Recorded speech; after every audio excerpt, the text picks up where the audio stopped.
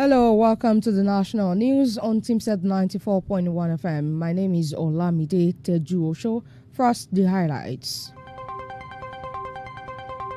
President Muhammadu Buhari approves import duty VAT waivers for critical medical equipment. ECOWAS Commission refutes ordering COVID-19 organic medication. 10 persons associated with Lagos State House in Marina test positive for coronavirus. Ipman requests for NNPC letter to comply with the new pump price. Edo APC leaders vow to remove Governor Obaseki from office. Music legend Victor Olaiya buried in Lagos today. Sports Minister says Yakini Okwaraji's mother will get more attention from the government.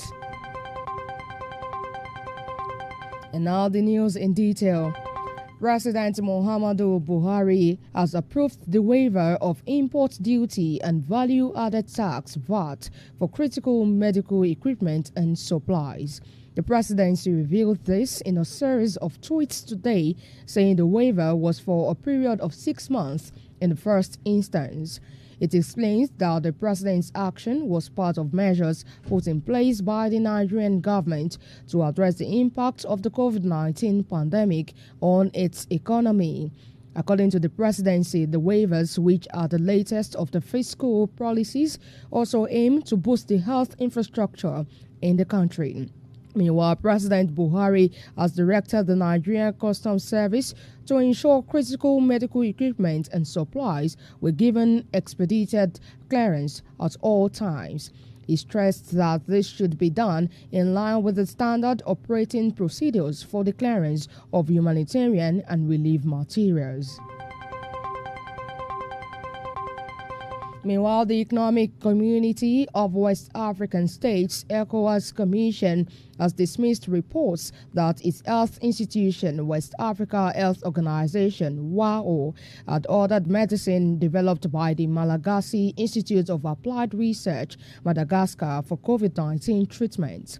The regional body said it was aware that several claims of COVID-19 cures had been made in different parts of the world, but added that it could endorse products that have been shown to be effective through scientific study. Madagascar had touted organics as a cure for the coronavirus disease, with President Andry Rajoelina celebrating the herbal medicine which contains artemisia at an African Union gathering. But the ECOWAS Commission, in a statement in Abuja today, said WAO is collaborating with relevant partners, including the World Health Organization, Africa Centers for Disease Control, as well as national, regional, and international research consortia to promote the scientific search for a cure. ECOWAS said WAO remained committed to promoting rational traditional medicine practices and products in the region. It said the institution has over the years worked consistently with the member states to scientifically investigate plant medicines of proven efficacy.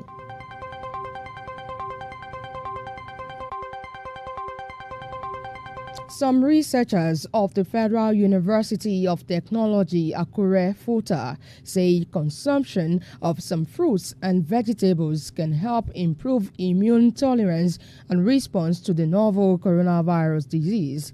Ganiyu Obo, a professor of food biochemistry and toxicology, who led the team, made the disclosure in an interview with journalists today in Akure. The researchers, who mentioned Africa-style apple, cherry, guava, and cashew, said the fruits had highest radical scavenging ability and antioxidant property. Obo urged people who wanted to boost their immune system and fight off opportunistic infections to eat more of the three fruits.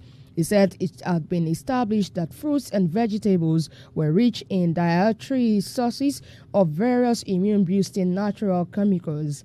According to him, vitamins and minerals, as well as non-nutrient phytochemicals, including carotenoids, polyphenol, and flavonoids, flavones, and flavonoids, should be consumed more. Oba urged Nigerians to also cultivate the habit of eating vegetables regularly because of their antioxidant property and health benefits. He said that several studies have demonstrated that a high intake of fruits and vegetables could minimize systemic inflammation.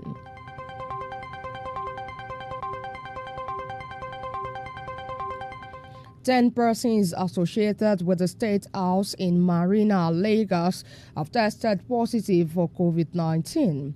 The Lagos State Commissioner for Health, Professor Akin Abayomi, revealed this through his Twitter handle today. The Health Commissioner called on Lagosians to observe the precautionary measures such as social distancing, washing of hands with soaps, and use of hand sanitizers. Meanwhile, the Lagos State government has activated its digital platforms for teachers training and set up a team of technological professionals to support the process.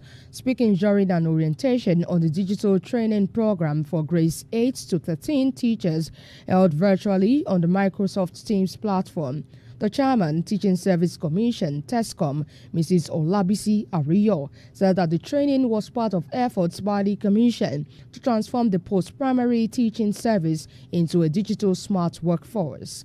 Mrs. Ariyo thanks Microsoft for supporting the training through ATB TechSoft Solutions Limited to upgrade the teachers' skills in line with current realities. On his part, the country manager, Microsoft, Mr. Akin Banoso, urged the teachers to be committed to the training. In her remarks, the Permanent Secretary, TESCOM, Mrs. Toyin Awosheyi, urged the teachers to take the program seriously because COVID-19 pandemic has initiated a new normal in the sector that required skills upgrade. In the meantime, the Nigerian Security and Civil Defense Corps (NSCDC) Ekiti Command has intercepted a bus which sneaked into Ekiti State with some traders. The traders were alleged to have come from Sokoto State under false pretenses that they were traders from Ilorin to sell onions. The state commandant of NSCDC, Mr. Solomon Iyamu, made this known in a statement signed by the command's public relations officer, Mr. Tolulope Afolabi, in Ado-Ekiti today. Iyamu said the suspects were arrested at Afao-Ekiti in Irekpodun, Ifelodun local government area of Ekiti State, having traveled through bush paths and abandoned roads from Ilorin to Ado-Ekiti at night. He added that luck ran out of the suspects when the intelligence unit of the command traced them from Igemo Ekiti to Afawe Ekiti, all in Irekpodun, Ifelodun local government area, where the commuter bus was about to disembark the passengers. The NCDC bus said the driver of the commercial bus was able to escape on sighting armed squad personnel of the command. He, however, frowned at the rate at which people move into Ekiti State from other states through the bush path and dangerous routes in spite of the boundary closure. According to him, all the persons have been handed over to the Ekiti government for necessary action.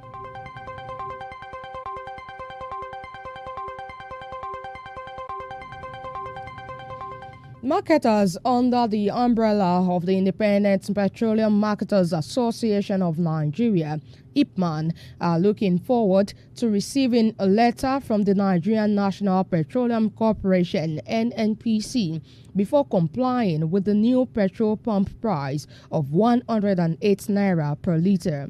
Its National Vice President, Alhaji Abubakar Megandi, revealed this to journalists yesterday. According to him, the corporation may send the go-ahead notice once the marketers exhaust their stock at the previous price. Despite NNPC's announcement of a reduction of the pump price of the product from 125 naira to 125.50 per litre on the 30th of last month, virtually all the retail outlets, including the corporation's affiliate ones, still retain the former price. But Megandi, who commended the federal government on the download review of the pump price disclosed to journalists that the marketers were still buying petrol for 111 naira per litre, even when the NNPC had announced the penultimate price reduction of 125.50 naira per litre. He said it was the same rate the depot sold, while government directed that petrol should sell for 125 naira per litre. Megandi revealed that the rate at which the Petroleum Equalization Fund was paying marketers was very slow. You are listening to Teamset National News, coming to you from Teamset 94.1 FM, transmitting from Iliajun, Okeagboja, Ijebu-Jesha in the state of Osun, Nigeria.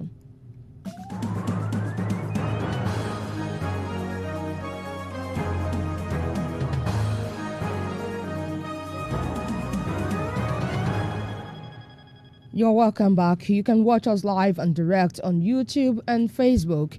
You can also listen to us globally on Radio Garden. Download Teamset app on Google Play Store. And now to the rest of the news.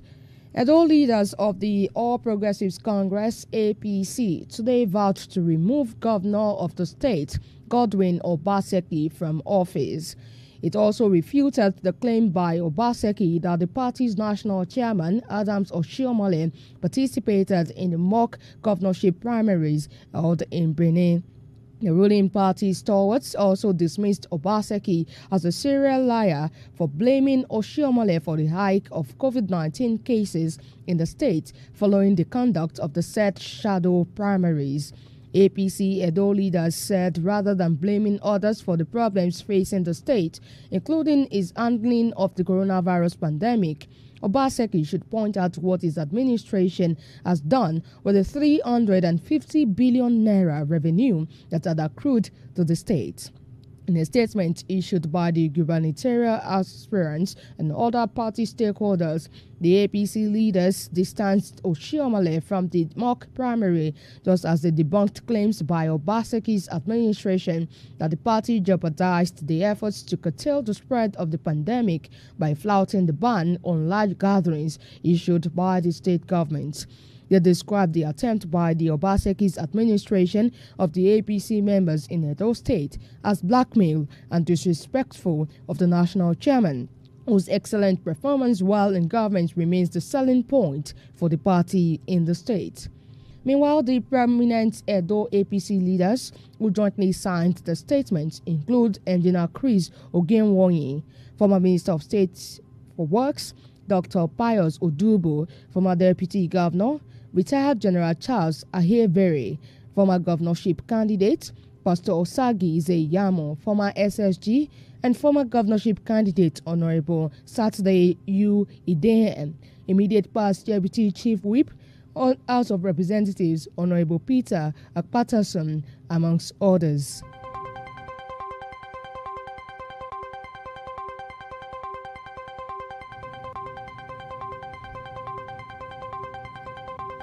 The police command in Adamawa State today paraded 23 men for alleged kidnapping activities in communities in 3 local government areas of the state. The 23 suspects operate in 3 gangs in Gombe, Ganye, and Onk local government areas of the state, according to the State Commissioner of Police Olugbenga Adeyanju. Adeyanju assumed duty as the State Commissioner of Police last week, disclosed that the arrest of the suspects in his inaugural press briefing today. He said one of the gangs comprises 9 members who last month conspired and kidnapped 1 Ado Kuda and 1 Telabala of Guyaku and Golantabo villages respectively in Gombe local government area and collected 4.5 million naira from the 2 as ransom. The Commissioner of Police said the 9 were immediately arrested through the house of local chiefs and that they have confessed to the crime. He named 6 other suspects: Joda Al-Umaru, Bello, Shohaibu Bello, Isa Umaru, Adamu Gambo, and Kwere Amadu, who he said had been deeply involved in kidnapping activities in Gaye local government area. He said the six were rounded up on the 3rd of this month when the police got credible information regarding their activities. The Commissioner of Police named 8 suspects in a third kidnapping gang who he said conspired and threatened to kidnap 3 residents of Ong local government area. Nuhu Beham, Esma Arestos and Muhammad Salimola unless they pay 3 million naira each. The police commissioner said investigation led to the arrest of the 8 suspects and they confessed to committing the crime.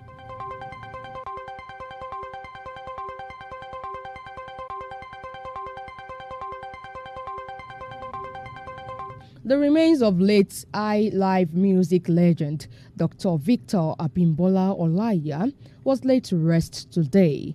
The remains of the late Olaiya were interred at the Vaults and Garden Cemetery, Ikoyi, Lagos. The burial was a private ceremony that was attended by selected family members and very few friends of the late music legend. The late Olaiya was laid in state briefly in a hall of guests to pay their last respect before his interment in a brown shining casket. Late Olaiya's burial was streamed live on Facebook and had guests wearing face masks as well as observing social distancing in line with Lagos State government rules and curbing the spread of COVID-19. The burial was also devoid of fanfare that has become synonymous with the burial of music greats that had passed on in Nigeria and across the world. For the late Olaiya's burial, it was amid solemn music with the family members in attendance paying their last respect during the lying-in-state proceedings. The ceremony was also devoid of the usual ashwebi that is synonymous with burials in Yoruba tradition. Though the pallbearers sported a uniformed outfit of black color with a red rope on their neck, they had an inscription of Victor Olaiya on their clothing. Olaiya died at 89 on February 12, 2020 at the Lagos University Teaching Hospital, Luth, Lagos.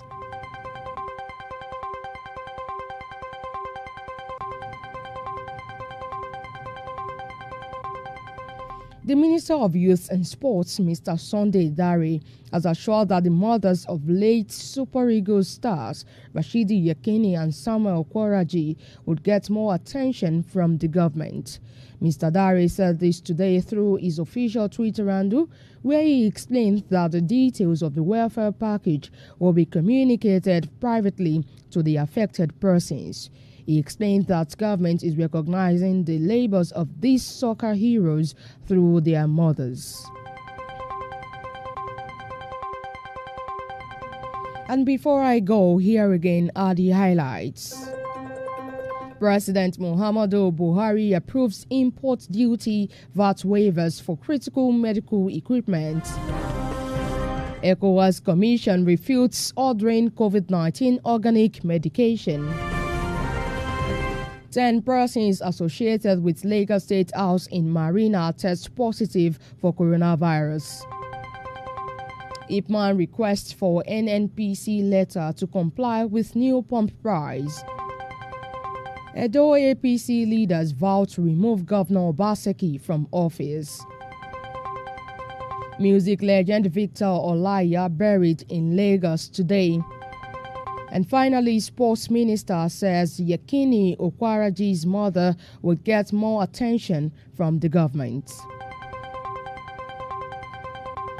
And that ends the national news, read by Olamide, Tejuosho, and packaged by Afolabi Koka. Good evening and do stay safe.